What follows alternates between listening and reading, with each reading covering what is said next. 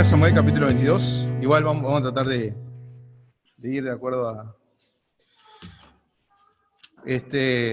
Vamos a leer el capítulo 22. Dice así, ¿están ahí? 1 Samuel capítulo 22. Hola a todos los de Zoom, que obviamente no lo saludé. Leemos, dice versículo 1. Partió David de allí y se refugió en la cueva de Adulam. Cuando sus hermanos y toda la casa de su padre lo supieron, fueron allí a reunirse con él. Además se le unieron todos los afligidos, todos los que estaban endeudados y todos los que se hallaban en amargura de espíritu, y llegó a ser su jefe. Había con él como 400 hombres. De allí se fue David a Mizpa de Moab y dijo al rey de Moab: te ruego que mi padre y mi madre se queden con vosotros hasta que sepa lo que Dios hará de mí. Los trajo pues a la presencia del rey de Moab y habitaron con él todo el tiempo que David estuvo en el lugar fuerte. Pero el profeta Gad dijo a David: no te quedes en este lugar fuerte, anda y vete a tu tierra de Judá. Entonces partió David y entró en el bosque de Aret. Versículo 6. Oyó pues Saúl que David y los que estaban con él habían sido vistos. Estaba Saúl sentado en Gabá, debajo de un tamarisco, sobre un alto con la lanza en su mano y rodeado de todos sus siervos. Y dijo Saúl a los siervos que estaban alrededor de él: oíd ahora, hijos de Benjamín, ¿os dará también a todos vosotros el hijo de Isaí tierras y viñas, y os hará a todos vosotros jefes de millares y jefes de centenas, para que todos vosotros hayáis conspirado contra mí? No ha habido quien me informara de cómo mi hijo ha hecho alianza con el hijo de Isaí, ni hay ninguno de vosotros que se conduela de mí y me dé a conocer cómo mi hijo ha sublevado contra mí a un siervo mío para que me aceche, tal como lo hace hoy. Entonces Doeg, el edomita, que era el principal de los siervos de Saúl, respondió: yo vi al hijo de Isaí venir a Nob, a donde estaba Ahimelech, hijo de Ahitob. Este consultó a Jehová por él, le dio provisiones y también la espada de Goliat del filisteo.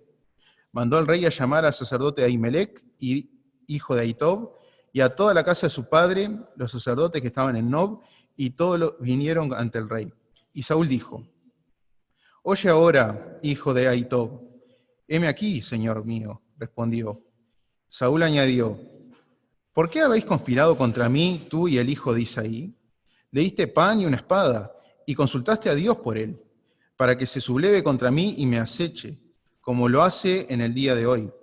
Ahimelech respondió al rey: ¿y quién de entre todos tus siervos es tan fiel como David, que además es yerno del rey, sirve a tus órdenes y todos lo honran en tu propia casa?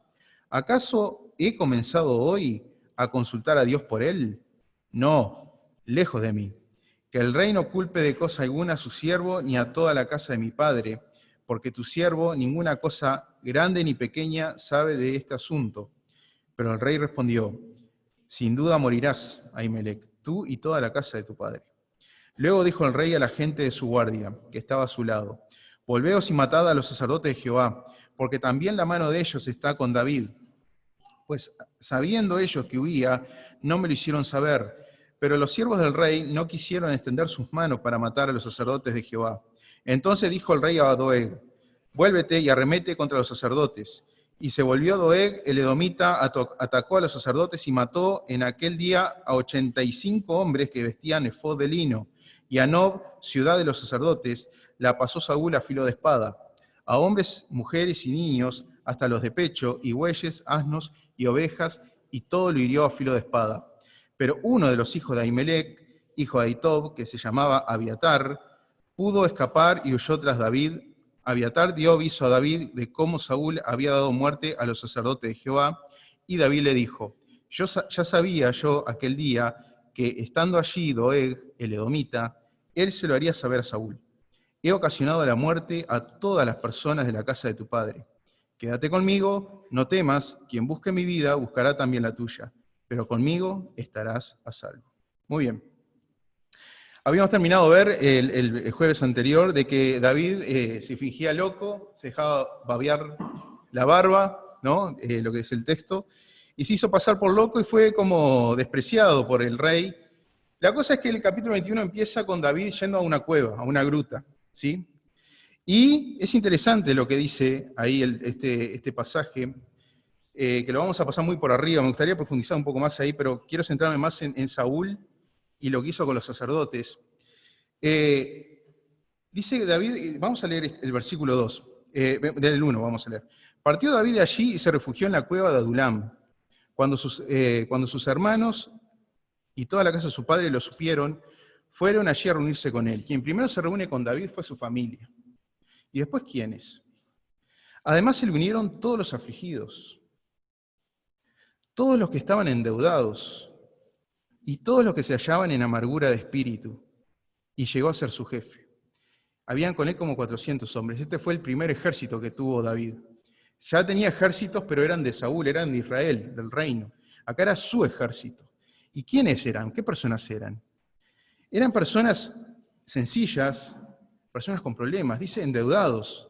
Esos endeudados eran personas que le habían salido mal la cosa, ¿sí? Y que esperaban ellos con ansia que viniera el tiempo del jubileo, en el cual haya perdón, el tiempo de jubileo que estaba en la ley, que había perdón de deudas. Pero de alguna manera el texto en lo que nos dice acá, que ellos cuando van a esa cueva, ahí con esta persona, David, que era un perseguido, ellos de alguna manera se identifican con él, se asocian, ¿sí? Estos endeudados, estos afligidos, ¿sí? Se asocian en este personaje David, los asocian con él, a él como que es el líder, lo consideraban como una persona más allá, que era realmente enviado por Dios y que algo de esperanza les comunicaba a él. Y esto me hace acordar mucho en un paralelismo lo que es Cristo, ¿no? Porque Cristo, vemos que él cuando empieza su ministerio, y los sacerdotes y los fariseos querían que él estuviera con ellos y demás, y Jesús empieza a irse de la sinagoga, y de la sinagoga no lo quieren, porque empieza a decir cosas que va contra lo que era el momento, la escuela del momento, pero él se empieza a asociar Jesús con la gente simple, ¿sí? Con la gente sencilla, con la gente que era marginada. Jesucristo tocaba al leproso. ¿Qué quiere decir eso? Que tocaba a un intocable, a una persona que no se lo tocaba, pero Jesucristo lo tocaba, se asociaba con esas personas, ¿sí? Y vemos a David, a su padre, ¿sí? Jesús es de la descendencia de David, que tenía eso mismo, que no tenía problema con asociarse con esas personas. Estas personas sin duda estaban buscando un nuevo reino. El reino de Saúl tenía que terminar, ¿sí? Esta gente endeudada entendía que había, quizás muy probablemente entendía que había injusticia con ellos. Y veían en David una esperanza, algo, un paladín, una persona en la cual nos va a dar algo, nos va a traer algo nuevo, nos va a cambiar nuestra situación, ¿sí? Y por eso se asocian con él. Vamos a pegar un salto y vamos a ver ahora el tema de Saúl. Y el punto es acá en el versículo 6 en adelante, que si nosotros vemos ahí lo que está pasando con Saúl, nosotros vemos una persona en un estado totalmente paranoico, ¿sí? ¿Qué es lo que dice? Él agarra y le dice a los de su tribu, la tribu de Benjamín, le dice, a ver, ustedes, la tribu de Benjamín, ¿acaso David, que es de otra tribu, de la tribu de Judá, les va a dar a ustedes casas, les va a ser jefe de centenas, les va a dar cosas, bienes? ¿Sí? Y ninguno de ustedes me dice dónde están. O sea, él está diciendo, ninguno de ustedes me está diciendo ¿qué pasa con David? ¿Dónde está? Ni tan siquiera mi hijo Jonatán. Nadie me comunica lo que mi hijo Jonatán hizo con él. ¿Qué estaba haciendo ahí Saúl? Estaba en un estado en el cual entendía que todo era una conspiración, que el universo conspiraba contra él, ¿sí? Él se veía como que todos estaban en contra de él. ¿En quién hay apoyo? En una persona que no era del pueblo, en un extranjero, en Doeg, el edomita, ¿sí? Pero antes yo quisiera hacer un repaso de Saúl, ¿sí? Me voy a tomar el atrevimiento sobre lo que ya trabajó Kiwi. Yo quiero, como repaso, ver un poco lo que pasó con Saúl, y lo voy a hacer rápidamente, y no vamos a ir a los textos, sino que lo voy a tratar de parafrasear, ¿sí? Porque lo que pasa con Saúl acá, cuando mata a los sacerdotes, no es algo que salió, no es algo que se dio, sino que esto tuvo un punto inicial, y que llevó a su culmen. Porque cuando vemos a Saúl haciendo esto, estamos viendo una persona que ya tiene cero temor de Dios, ¿sí? Muy bien. Todo esto empieza cuando el pueblo de Israel le dice a Samuel que quieren un rey. ¿Por qué querían un rey? Querían un rey, según lo que dice el texto, para que ese rey vaya delante de nosotros a las batallas, ¿sí? Y pelee nuestras batallas por nosotros. Cuando Dios le da al rey, ¿sí? Escoge a Saúl. Y el texto lo que dice es que Saúl era un joven hermoso y que de hombros para arriba no había nadie superior a él. ¿Qué estaba haciendo Dios? Le había escogido a una persona que iba conforme a los deseos del pueblo, un hombre fuerte, una persona en la cual iba a prometer mucho a nivel de pelea, de batalla y demás, ¿sí? Les pone una persona según los principios, los ideales y los códigos que tenía el pueblo. Y eso es la mirada, eso es el lente que tenemos que tener siempre para ver a Saúl. Que Saúl es la representación del pueblo, siempre. Saúl es la representación del pueblo, del gobierno del pueblo. ¿Sí? Seguimos, y vamos a ver muchas cosas que se dijeron, que se hablaron, pero vamos a tratar de repasarlas un poco. Vemos que Saúl tiene éxito con una batalla, ganó bien, iban las cosas bien con Saúl. Pero después pasa algo con Saúl. Él iba a la guerra con los filisteos y el texto dice que él tenía que esperar a Samuel, el profeta, para que hiciera un sacrificio. Y no vamos a entrar en eso ahora, pero el hecho es que Saúl agarra y hace él el sacrificio. Y la explicación que da Saúl es que dice que el pueblo se desbandaba, el pueblo estaba esperando que viniera Samuel y Samuel no venía. Entonces veían que los filisteos estaban cerca, entonces eso era inquietante para los israelitas. Estamos aquí parados, estamos mal parados, nos van a agarrar y nos van a destruir, ¿sí? Y Samuel no viene. Entonces el pueblo dice que empieza a irse a las grutas, empieza a esconderse y todo, y cuando Saúl ve eso, decide él agarrar y hacer el sacrificio. ¿Qué muestra eso también ahí? Que a Samuel lo dominaba la opinión pública, el pueblo. ¿Sí? El pueblo, perdón, Saúl, sí, corríjanme porque a veces puedo. A Saúl, perdón. A Saúl lo dominaba la opinión pública. ¿Sí? A lo que el pueblo pensaba, cómo estaba la sensación térmica con el pueblo, era lo que él hacía. ¿Sí? Y vemos que se animó a hacer algo que no le correspondía, ¿por qué? Porque estaba perdiendo el favor del pueblo, el pueblo se le estaba yendo. ¿Sí? Seguimos. Después, en una locura que hace Saúl, dice que todo el pueblo que estaban peleando contra los filisteos, habíamos visto, de que todo el pueblo ejército tiene que ayunar, no puede comer y es maldito, el peor de los castigos tiene que caer sobre la persona que coma algo de alimento hasta que yo no haya destruido a todos los enemigos, a los filisteos. ¿Sí? Resulta que su hijo Jonatán no estaba en ese lugar y no escuchó cuando el padre dijo eso. Y pasando por un bosque, dice que agarra con una vara, que había miel en árboles, dice que saca y empieza a comer. Y le dijeron, pero mira que tu padre hizo este juramento, que maldito tiene que ser toda persona que ingiera alimento. Ah, pero mi padre no sabe lo que dice Jonatán. El hecho es, como vimos con Kiwi, que en realidad, cuando se empiezan a pasar cosas en las cuales se descubre que Jonatán había comido, y vamos a quedarnos con lo que dice Saúl ahí. Saúl dice algo.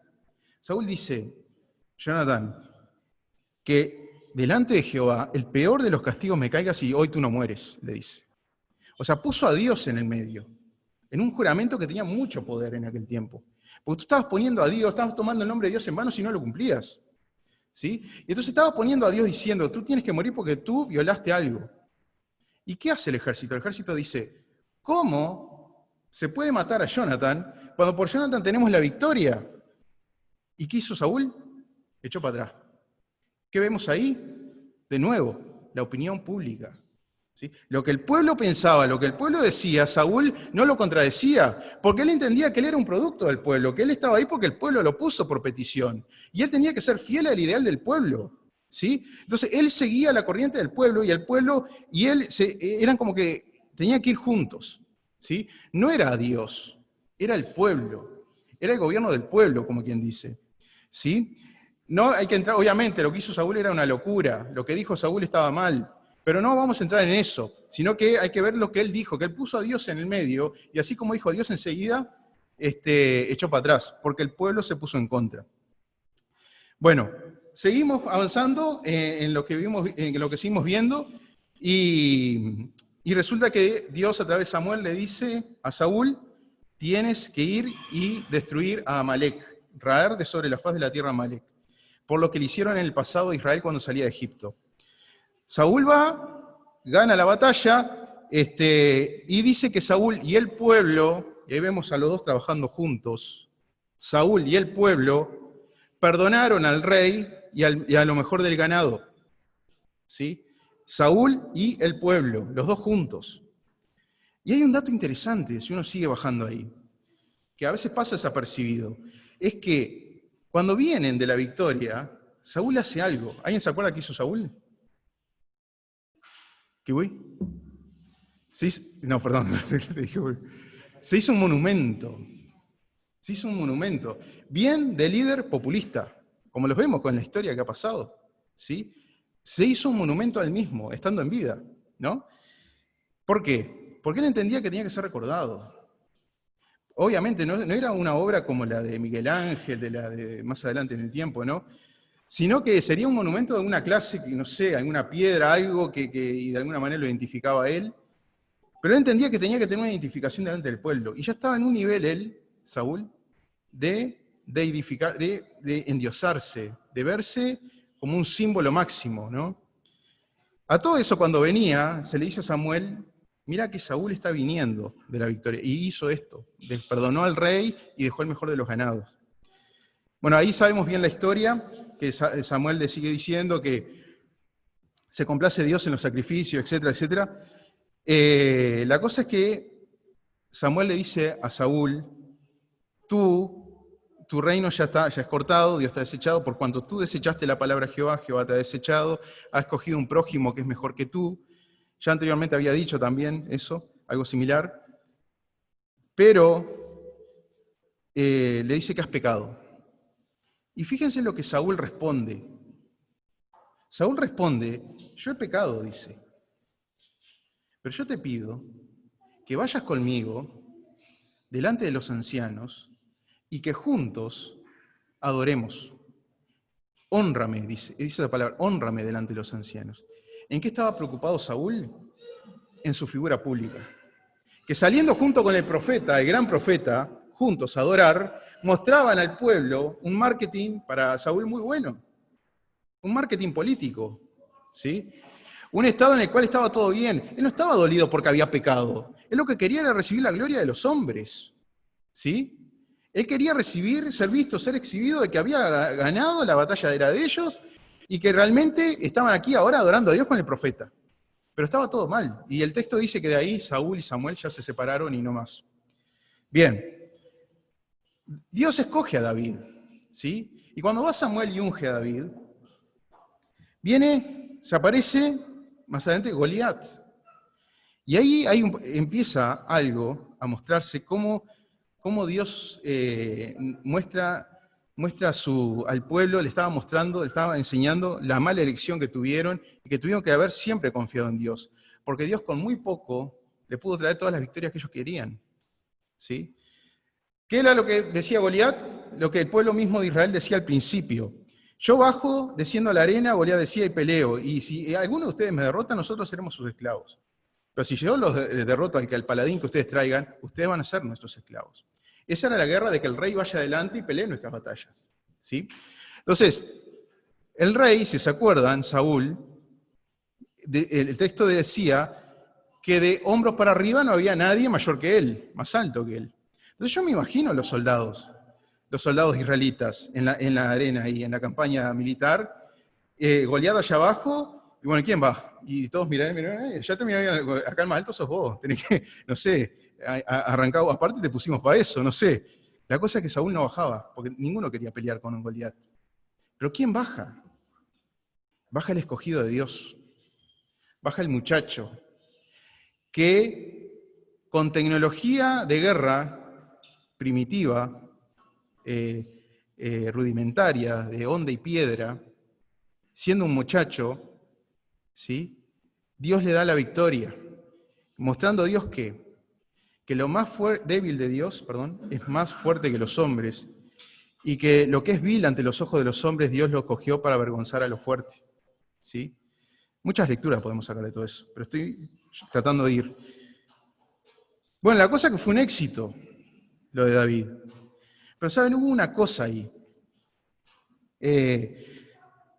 Hay un musicólogo cristiano, no sé si es vivo todavía, Juan Garlock, que tiene algunos videos ahí, y él dice algo que es muy interesante, que no lo dice él, sino que él cita a un sociólogo, que no me acuerdo el nombre. Si tú quieres saber lo que piensa una sociedad, escucha su música. ¿Sí? Si tú quieres saber lo que la sociedad piensa hoy, tan solo escucha la música que se está reproduciendo hoy. Él no está haciendo una apología que hay que escuchar música del mundo y nada de esas cosas, sino que está diciendo un dato. Y eso, pero eso no es nuevo, eso es tan antiguo como la Biblia, ¿sí? Porque nosotros vemos en las páginas de la Biblia que pasó eso. Porque ¿qué es lo que a Saúl le cambia el rostro? ¿Qué es lo que Saúl hizo abrir los ojos que no fue ni la voz del profeta Samuel cuando le reveló los pecados y le dijo lo que pasaba con el reino? Con eso, ¿pero qué fue lo que lo hizo despertar? Un cántico, una música que decía, Saúl mató a sus miles y David a sus 10.000. Entonces, ¿qué ve Saúl ahí? Esa música que revelaba lo que la sociedad pensaba en ese momento. Pero Saúl, ¿qué le dolió? Que perdió al pueblo. Que el pueblo ya no estaba con él. Que el muchacho era el uno y que el rey era el segundo. ¿Sí? Se estaba rompiendo lo más sagrado para Saúl. Su relación con el pueblo, su popularidad con el pueblo, su proyección hacia el pueblo. ¿Sí? Y ahí es que empieza una reacción en cadena interior en Saúl que termina en estos estados en los cuales estamos viendo. En este odio a David, ¿sí? y en odio a Samuel. ¿Saben que en el capítulo 16, cuando leímos que Samuel iba a ungir a David, Samuel dice algo a Dios, le dice, Jehová, si Saúl ve que yo voy a ungir a David, Saúl me va a matar. ¿Qué estaba diciendo Samuel ahí? Samuel sabía perfectamente que Saúl no tenía ningún problema con matarlo, a Samuel. Porque uno podía decir, ¿cómo iba a matar a Samuel si Samuel era el profeta, que lo había ungido, que era el profeta de Dios? Pero Saúl no tenía ningún problema con matar a Samuel. Entonces, hace 2 jueves atrás vimos que David y Samuel estaban juntos. David había huido, sí, de Saúl. David había huido de Saúl, siendo que Saúl muchas veces lo quiso matar, le tiró lanzas, lo mandaba al frente en la guerra para ver si alguna por ahí le podía morir. Y la cosa es que lo quería matar como si no podía. ¿Sí? Aparte de eso, se había ganado el favor de su familia, su hijo, quien era el heredero, estaba con él. Entonces se empieza a sentir solo. Aparte de eso, no tenía una reconciliación con Dios, porque él sabía que estaba en un pecado continuo y Dios lo había entregado. ¿Sí? Y dice que había un espíritu que lo atormentaba. Y todavía el único que le daba consuelo era lo que él más odiaba. El que le daba el consuelo en los momentos que estaba mal y que estaba influenciado por ese espíritu, era David con su música. Y él veía a David, era lo que odiaba, porque era lo que le estaba rompiendo el trono. Yo veo, hasta de pronto uno se ve la imagen y realmente, era algo muy, muy grosso, ¿no? El hecho es que como vimos hace 2 jueves, David va con Samuel y dice que Saúl se entera que David y Samuel estaban juntos, dice que va por ellos. Y que cuando empiezan a ir las personas que van por ellos, que van obviamente a matarlo, que como dije en el capítulo 16 Samuel sabía que Saúl no tenía ningún problema con matarlo, parece que empiezan a sentir la presencia de Dios que estaba ahí con Samuel y empiezan todos a profetizar, ¿sí?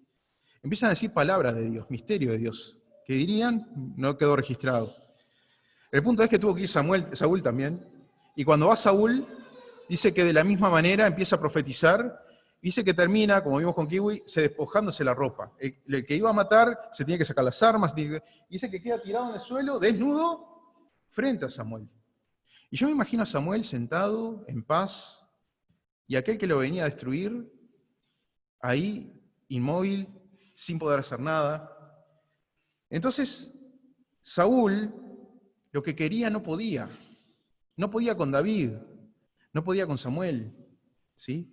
Dice que David sigue, se va, de lo que vimos en el capítulo pasado, y hasta que llegamos a este punto. Entonces, cuando nosotros vemos a Saúl matando a todos estos sacerdotes, nosotros tenemos que verlo desde la frustración, desde aquello que no se puede, que quiero pero no puedo. Y con lo que puedo, lo hago hasta lo máximo, hasta lo que está más allá. ¿Sí?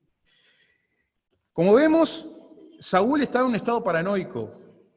Él veía que el pueblo ya lo había perdido, que su misma tribu, la tribu de Benjamín, no estaba con él, y que su hijo Jonatán no estaba con él, y que en quién se haya un aliado en Doeg el Edomita, ¿sí? Que lo habíamos visto, que había hace 2 jueves, que cuando se le da la espada a David y se le da los panes de la proposición, ¿se acuerdan?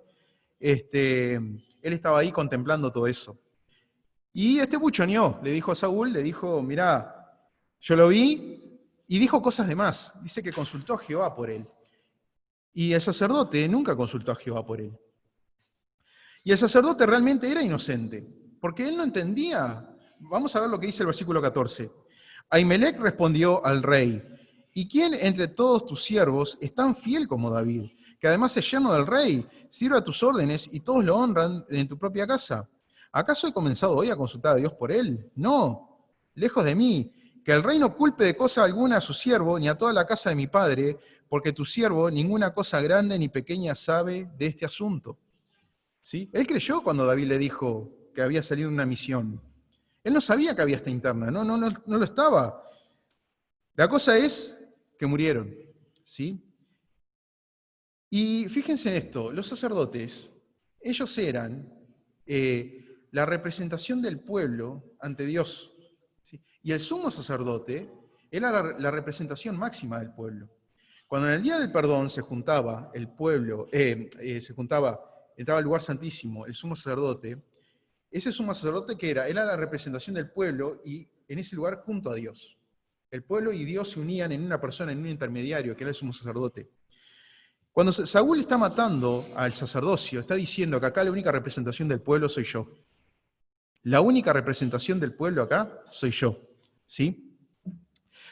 Y autoridad que es paralela a él, no la quiere. Ahora fíjense también esto. ¿Se acuerdan cuando iba a matar a su hijo Jonathan? En nombre de Dios, diciendo, vive Jehová, que me traiga el peor de los castigos y no te... Y el pueblo dijo, no podemos hacer esto. Y él echó para atrás. Fíjense en este relato que pasó a la inversa. Los soldados no quieren matar a los sacerdotes, ¿sí? Pero Saúl hay que matarlos. Y la ciudad de Nob, que era una ciudad santuario, una ciudad donde vivían los sacerdotes, fíjese que hace lo que no le hizo a Amalek. No sé si notaron eso. ¿Se acuerdan? Amalek tuvo que haber destruido todo y no destruyó todo. Pero ¿qué nos dice acá el versículo 19? Y a Nob, ciudad de los sacerdotes, la pasó Saúl a filo de espada a hombres, mujeres y niños y hasta los de pechos, y bueyes y asnos y ovejas, y todo lo hirió a filo de espada. Todo. O sea, hizo la inversa de lo que no hizo cuando Dios le había mandado lo que tenía que hacer. ¿Me están entendiendo de eso o no? Entonces, ¿qué pasa acá? Acá estamos viendo una persona que está entregada en su pecado, que Dios lo entregó.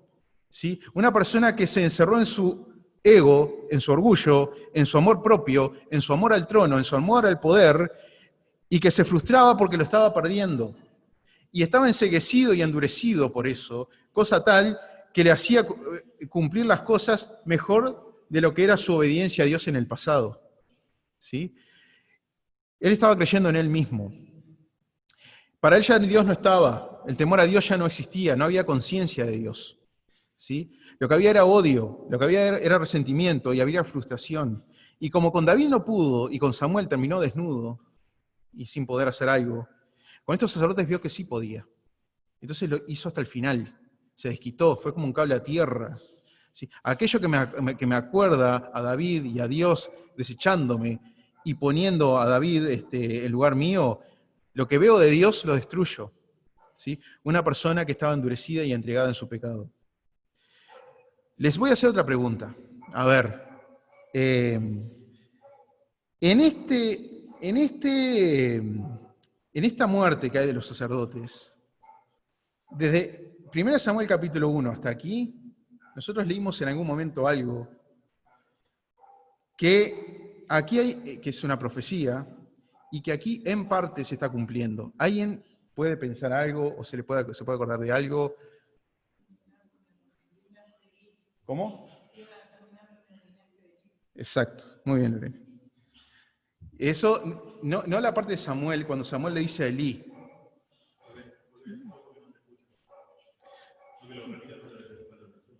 Ahí está. Sí, se estaba cumpliendo en parte una profecía acá, en parte, no total.